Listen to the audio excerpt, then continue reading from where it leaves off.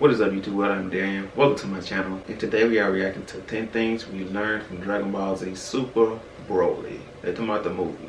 Because I need some explanation. Y'all need to tell me something, because Broly was a little overpowered. So hopefully this put some things together for me and it makes sense. And yeah, the original video will be down below in the description, so y'all check that out. Check that out. Without further ado, let's react.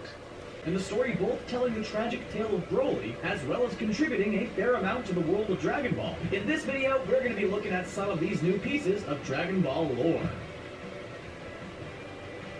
Tell me something. Vegeta the Fourth. Starting us off is something of an inconsequential fact, but an interesting one nonetheless. It was a rather well-known fact that Vegeta, his father, and the planet the Saiyans resided on before their destruction all shared the same name. Vegeta was the son of King Vegeta, who ruled over the planet Vegeta. We've known about this naming scheme for quite some time, but in Dragon Ball Super Broly, we learned something new about the Vegeta lineage. What we learned? In the movie, it was revealed that Prince Vegeta is specifically the fourth Saiyan to be named as such. This tells us a couple of important lore details. For one thing, we now know Vegeta's full official royal title is Prince Vegeta the Fourth. Second, we know that Vegeta and his father weren't the only ones to be named Vegeta. Finally, in knowing that there were two Vegetas, father getting punked by bears. That's tells tragic. us more about the history of the Saiyans and planet Vegeta. King Cold's retirement. Frieza was thought to be the head of his empire, but here was someone who was referred to as King, where Frieza was not. This left something of a plot hole that fans have been trying to figure out for years. The question of why King Cold wasn't leading the Galactic Empire he started. Apparently the answer was simple. He retired. Dragon Ball Super Broly opened with King Cold arriving on planet Vegeta to introduce the Saiyans to his son. Following this introduction, King Cold announced his retirement from leading the Cold Force, stating that Frieza would now be taking over the Empire. Now that Frieza was in charge, the Empire would become known as the Frieza Force, explaining why King Cold seemed to come out of nowhere upon his introduction. As informative as this moment was for the Dragon Ball lore, it did leave out one key detail: the reason for King Cold's retirement. Perhaps it was because he knew his son was stronger. We can't be certain what his reasons were. Goku's new move. Goku has gained a lot of new techniques over the years, and it comes as no surprise that he displayed a new move in Dragon Ball Super Broly. What it was? In fact, he might have displayed several new attacks, some that we may have missed with how fast-paced the fights were. But one that definitely stood out was when he stopped Broly in his tracks with some sort of psychic technique. This technique was used by Goku in his Super Saiyan God form, and from what we can gather, it involves using energy to prevent an opponent from moving or attacking for a short period of time. This ranged grappling technique is brand new to the series, and although it doesn't have the they same talking about the name most yet, littlest stuff. Can we get to why Broly was so strong, Munchie?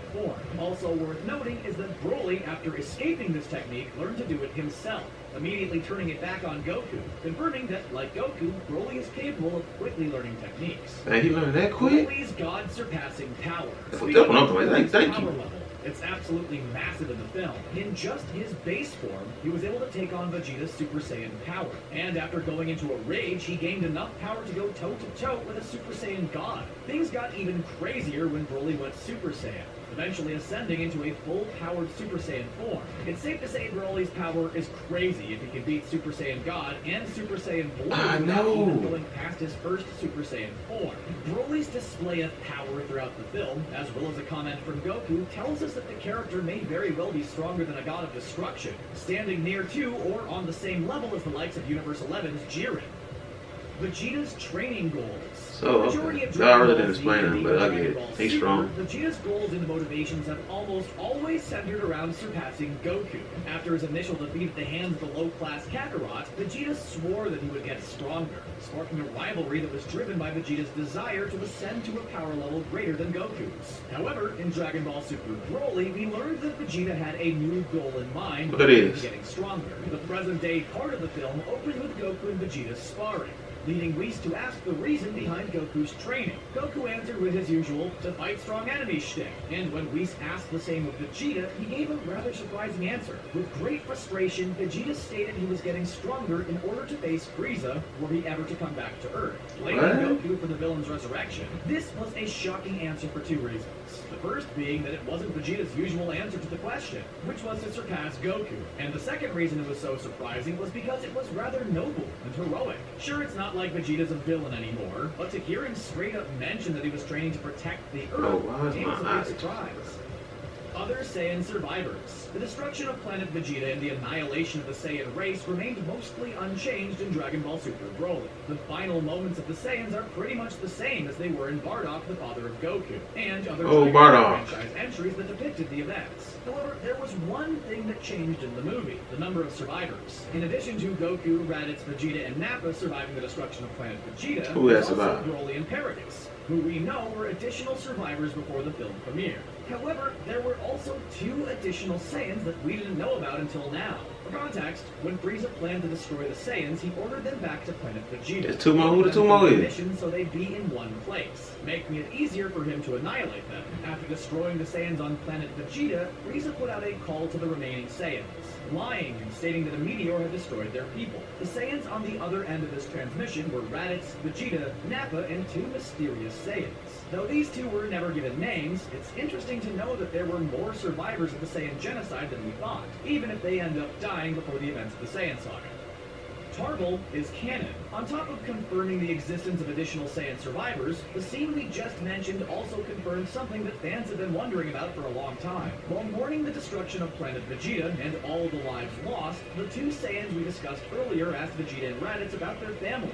And in answering, Vegeta confirmed the existence of his brother Tarble. Tarble was first who that is? in Yo, that little dude. I seen him before. Dragon Ball OVA that was never dubbed in English. The little weak dude. You know who he looked like? He looked like that dude that Vegeta fought from a different universe. You know what I'm talking about? This, fans were unclear if he was actually canon. A question that was made even more unclear by the fact he was alluded to in Battle of God, but not in the Dragon Ball Super adaptation of the story. However, this scene in Dragon Ball Super Broly finally answers the question of whether or not Tarble exists in the main canon of Dragon Ball, Vegeta's mention of his brother confirming it. Power can break reality. In both Battle of Gods and I know, bro. They was fighting, bro. They went to a whole different dimension. About battles between godly combatants. I said, hold on. When Beerus clashed, their power sent out shockwaves that could be felt across the universe. Not because they were so loud, but because the sheer power of the battle was starting to rip at the fabric of the universe. This idea was cool, but it was pretty much dropped after the Beerus saga of Super. However, it may have returned in Dragon Ball Super Broly, since there's a point in which Gogeta and Broly's battle goes completely insane. After a clash of energy, Goku and Broly are transported to a strange battlefield that looks like reality itself is shattered. Though this part of the film is yet to be explained, even Gogeta utters a confused, "What the?" If we take a leap of faith and assume it's connected to the universal shockwaves of Goku and Beerus' fight, then it tells us something interesting about the world of Dragon Ball. If our theory is correct, then too much power clashing together can rip apart the universe. Specifically in the form of 2 god-level combatants battling each other with everything they've got. We saw the possibility of it happening in the Beerus saga, and in Dragon Ball Super Broly, we may have seen it actually happen. Saiyan electricity weakness. This is another one that is part theory, part fact. I thought he had a thing on his neck. In the original Broly movie, makes sense. Paragus created a necklace device to control Broly's bloodthirsty personality, calming him down so his sadistic nature didn't come out. In Dragon Ball Super Broly, this idea was changed around a bit. Instead of Broly being sadistic in nature, his power sometimes makes him lose control. And when that happens, Paragus uses a remote to shock Broly into submission via a collar around his neck. The change from like a freaking dog. Power dampener to a single shock collar tells us something interesting about Saiyans.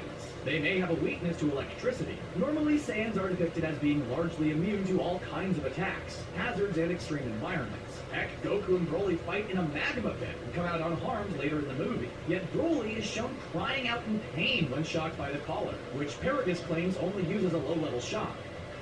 Vegeta's king status. Vegeta is a very proud person. Everybody knows. Maybe don't get Vegeta his own planet with his own people. You know what I'm talking about? Just chilling on the throne. That'll be dope. Himself as the Prince of Saiyans throughout most of Let him be the king of Saiyans. You feel me? Wondered if his father perished in the destruction of planet Vegeta, wouldn't he then be king? This question was answered in Dragon Ball Super Broly. Though fans may have inferred this before, Vegeta states with great disappointment that he'll never be King Vegeta following his planet's destruction. Perhaps because there would be no planet to rule over, Vegeta thought that he could never be king. But this doesn't explain why he's still quick to point out his status as a prince.